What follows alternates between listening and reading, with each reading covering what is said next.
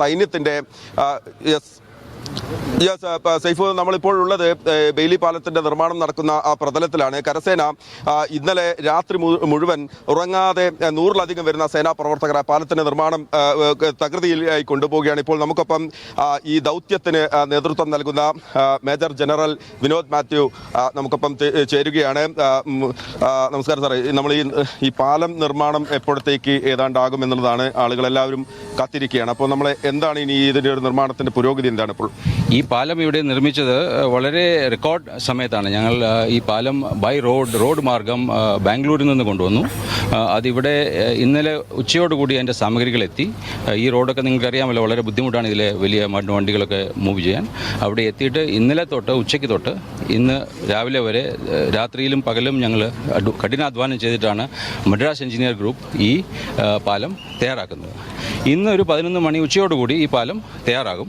ഇത് തയ്യാറായി കഴിഞ്ഞാൽ ഈ ഓപ്പറേഷൻ്റെ രണ്ടാമത്തെ ഫേസിലേക്ക് നമുക്ക് കടക്കാൻ പറ്റും. ഓക്കെ, ഈ പാലം നമ്മൾ കൈമാറി കഴിഞ്ഞാൽ വലിയ ഭാരവാഹനങ്ങൾക്ക് ഇതിന് മുകളിലൂടെ സഞ്ചരിക്കാൻ സാധിക്കുമോ? എങ്ങനെയാണ് അതിൻ്റെ ഒരു സാധ്യതകൾ എത്രത്തോളമുണ്ട്? ഈ പാലത്തിൻ്റെ കപ്പാസിറ്റി 24 ടണ്ണാണ്. ഇത് എല്ലാ വണ്ടികളും, നമുക്ക് ആവശ്യമുള്ള എല്ലാ വണ്ടികളും ഇതിൽ കൂടി പോകാൻ സാധിക്കും. അത് മാത്രമല്ല, ഒരു പെർമനൻറ്റ് പാലം ഉണ്ടാകുന്നത് വരെ ഈ പാലം ഇവിടെ ഞങ്ങൾ വെച്ചിരിക്കും. അത് ഇത് ഉപയോഗിക്കാൻ സാധിക്കും. അതായത് ഇനിയൊരു പാലം ഇവിടെ എപ്പോഴാണോ നിർമ്മിക്കുന്നത് അതുവരെ നമ്മുടെ ബെയിലി പാലം ഇവിടെ ഉണ്ടാകും. ആ പാലം വരുന്നവരെ ഈ പാലം ഇത് ഉപയോഗിക്കാൻ സാധിക്കും. ഓക്കെ, ഈ പാലം വരുന്നതോടുകൂടി കൂടുതൽ വാഹനങ്ങൾക്ക് മുകളിലേക്ക് എത്താൻ സാധിക്കും. സാർ ഉൾപ്പെടെ ഇന്നലെ നമ്മൾ മുണ്ടക്കയിൽ വെച്ച് കണ്ടിരുന്നു. പക്ഷെ നമ്മൾക്ക് അപ്പോഴും മുണ്ടക്കയിൽ നിന്ന് പിന്നീട് തൊട്ടടുത്ത ഡെസ്റ്റിനേഷനിലേക്ക് എത്താൻ, പുഞ്ചിരിമറ്റം പോലുള്ള സ്ഥലത്തേക്ക് എത്താനുള്ള ഒരു സാഹചര്യമില്ല. അവിടെ നമ്മൾ എങ്ങനെയായിരിക്കും, സൈന്യത്തിന്റെ അടുത്തൊരു സ്റ്റെപ്പ് എങ്ങനെയായിരിക്കും? ഇതിനി വന്നു കഴിഞ്ഞു. ഇനി ഞങ്ങൾ പ്ലാന്റ് എക്യുപ്മെന്റ് ഈ പാലത്തിൽ കൂടെ അങ്ങോട്ട് കൊണ്ടുപോയിട്ട് ഇനി മുമ്പോട്ട് പോകാനുള്ള റോഡൊക്കെ ഞങ്ങൾ ക്ലിയർ ചെയ്ത് മുമ്പോട്ടും റോഡ് ഉണ്ടാക്കാനുള്ള ചാൻസ് ഉണ്ട്. അത് നമ്മൾ ചെയ്തിരിക്കും. അപ്പം അങ്ങോട്ട് പോകാൻ സാധിക്കും. നമ്മൾ എത്ര സൈനികരാണ് സാർ നിലവിൽ ഈ പ്രവർത്തനം? പാലം മാത്രമല്ല, നമ്മൾ ടോട്ടൽ ഈ റെസ്ക്യൂ ഓപ്പറേഷനിൽ പങ്കെടുക്കുന്നത് എത്ര പേരുണ്ട്? അവരെ എവിടേക്കാണ് നമ്മളിപ്പോൾ വിന്യസിച്ചിരിക്കുന്നത്? ഓവറോൾ ഇവിടെ 500-ൽ പരം ആർമിയിൽ നിന്ന് തന്നെ ആൾക്കാരുണ്ട്. അത് വന്നത് സ്ഥലങ്ങൾ തിരുവനന്തപുരം, കണ്ണൂർ, കോഴിക്കോട്, ബാംഗ്ലൂർ, ഈ സ്ഥലങ്ങളിൽ നിന്നാണ് ഇവിടെ ഇപ്പോൾ വന്നിരിക്കുന്നത്. അത്രയും സൈനികർ ഇവിടെയുണ്ട്. അതിൽ മദ്രാസ് റെജിമെൻ്റ് ഉണ്ട്, 122 TA battalion Madras regiment, 2 Madras ഉണ്ട്, മറാഠ റെജിമെൻ്റ് ഉണ്ട് തിരുവനന്തപുരത്ത് നിന്ന്. പിന്നെ DSC സെൻറ്റർ കണ്ണൂർ ആണ് ഇതിൽ ആദ്യം ഇവിടെ എത്തിയ ഏറ്റവും കൂടുതൽ ട്രൂപ്സ് ഉള്ളത്. DSC സെൻറ്റർ കണ്ണൂരിൽ നിന്നാണ്. പിന്നെ ബാംഗ്ലൂരിൽ നിന്നുള്ള എഞ്ചിനീയറിംഗ് ടീമാണ് ഇവിടെ ഉള്ളത്. അവർ 160ഓളം പേരുണ്ട്. 220 അടി ബ്രിഡ്ജിൻ്റെ എക്യുപ്മെൻറ്റ് കൊണ്ടാണ് അവരിവിടെ വന്നിരിക്കുന്നത്. രാജ്യത്തിൻ്റെ പല സ്ഥലങ്ങളിലും സാർ ഉൾപ്പെടെയുള്ള ആളുകൾ സഞ്ചരിച്ചിട്ടുണ്ടാകും, വലിയ ഇത്തരം ദുരന്ത മുഖങ്ങളിൽ നിന്നിട്ടുണ്ടാകും. അതിൽ നിന്ന് എത്രത്തോളം ഒരു വ്യത്യസ്ത അവസ്ഥയാണ് ഇവിടെ കാണുന്നത്? ഇത് ഏറ്റവും ഈയിടെ കണ്ടിട്ടുള്ള ഒരു ഏറ്റവും വലിയ ദുരന്തമാണിത്. ഇത്രയും മാസീവായിട്ടുള്ള ഒരു ദുരന്തം ഞങ്ങൾ ഈയിടെ സമീപകാലത്ത് കണ്ടിട്ടില്ല. അതുകൊണ്ട് തന്നെ ഇത് അത്രയും ചലഞ്ചിങ് ആണ് ഞങ്ങൾക്ക്. ബാക്കി സ്ഥലങ്ങളിലും ഞങ്ങൾക്ക് പരിചയമുണ്ട്, പക്ഷേ ഇത് ഏറ്റവും വലിയ ദുരന്തമാണ് ഈയിടെയുള്ള. ഓക്കെ, നമ്മൾ സൈന്യം ഇതിന്റെ പൂർണ്ണമായ റെസ്ക്യൂ പൂർത്തിയാകുന്നത് വരെ ഇവിടെ തന്നെ കണ്ടിന്യൂ ചെയ്യും? തീർച്ചയായിട്ടും ഇതെല്ലാം കംപ്ലീറ്റ് റെസ്ക്യൂ തീരുന്നവരെ ഞങ്ങൾ ഇവിടെ തന്നെ ഉണ്ടാവും. ഓക്കെ, അപ്പം സൈന്യത്തിലെ മുഴുവൻ ആളുകൾക്കും ഞങ്ങളൊപ്പമുണ്ട്.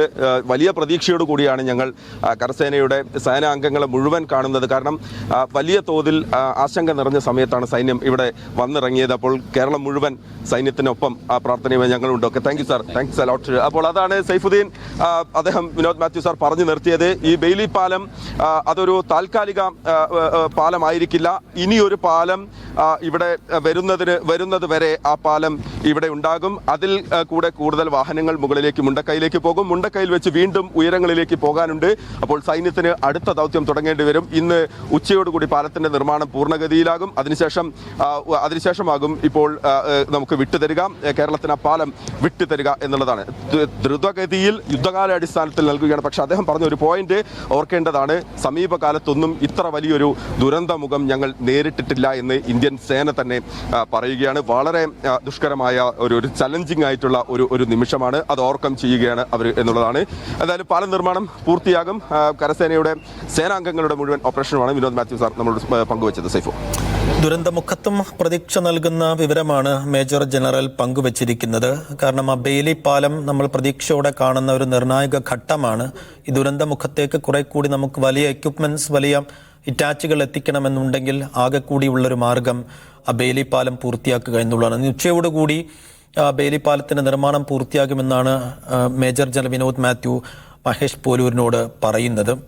ആ നിലക്കാണെങ്കിൽ ഉച്ച തിരിഞ്ഞെങ്കിലും ആ നിർമ്മാണം പൂർത്തിയാവുന്നതോടുകൂടി നമുക്ക് വലിയ ഉപകരണങ്ങൾ, വലിയ മണ്ണുമാന്തി യന്ത്രങ്ങൾ അകത്തേക്ക് കയറ്റാൻ പറ്റും.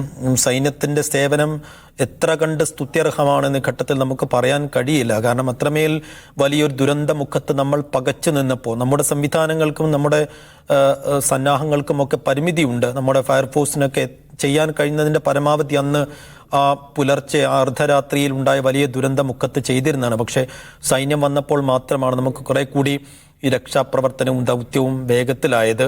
സൈന്യമാണ് താൽക്കാലികമെങ്കിലും ചെറിയ വഴികൾ ഈ ദുരന്തമുഖത്തേക്ക് ഉണ്ടാക്കിയത് കഴിഞ്ഞ ദിവസങ്ങളിലൊക്കെ. അങ്ങനെയാണ് സൈന്യമാണ് അവിടെ എത്തിയതും ഇന്നലെയും മെനഞ്ഞാന്നുമൊക്കെ കുറേയേറെ മൃതദേഹങ്ങൾ പുറത്തെടുത്തതും ജീവനോടെ ആളുകളെ രക്ഷിച്ചതുമൊക്കെ സൈന്യം തന്നെയാണ്. അപ്പോൾ സൈന്യം ഇനിയും ഈ രക്ഷാപ്രവർത്തനം പൂർത്തിയാകുന്നത് വരെ അവിടെ തന്നെ ഉണ്ടാകും എന്നുള്ളൊരു വിവരം കൂടി, സന്തോഷ വിവരം കൂടി മഹേഷ് പൂലുവിനോട് പങ്കുവെക്കുകയാണ്. നമുക്ക്